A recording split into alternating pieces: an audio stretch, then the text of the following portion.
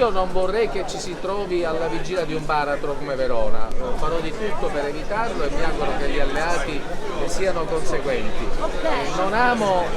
le fughe in avanti con cartellonistiche non concordate avvenute giorni fa, così come non amo nello stesso tempo le dichiarazioni e affermazioni di rivendicazione così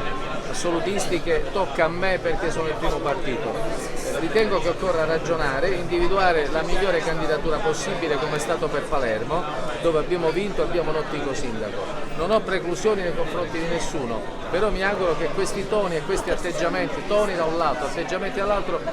abbiano a cessare per individuare assieme una figura che possa governare bene la città di Catania. Al sottoscritto interessa questo, naturalmente ogni partito ha le sue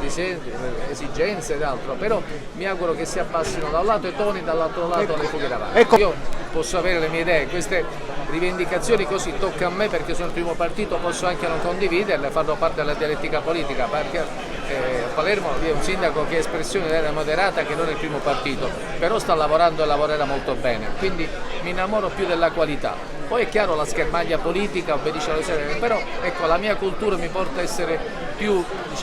una persona che guarda all'interlocuzione e non a dire è mio perché sono il primo partito. Però potrebbe non escludere, io non escludo che possa andare a Fratelli d'Italia, aspettiamo ancora il nome, mi auguro che venga al più presto in maniera tale che la coalizione possa discutere sui nomi e anche sul progetto come rivendicato giorni fa da Raffaele Lombardo che ha detto parliamo anche di programma, vorrei che anche a Catania si cominci a parlare anche di programma, ecco, da un lato e dall'altro, da tutti i lati, ci si ferma un attimo.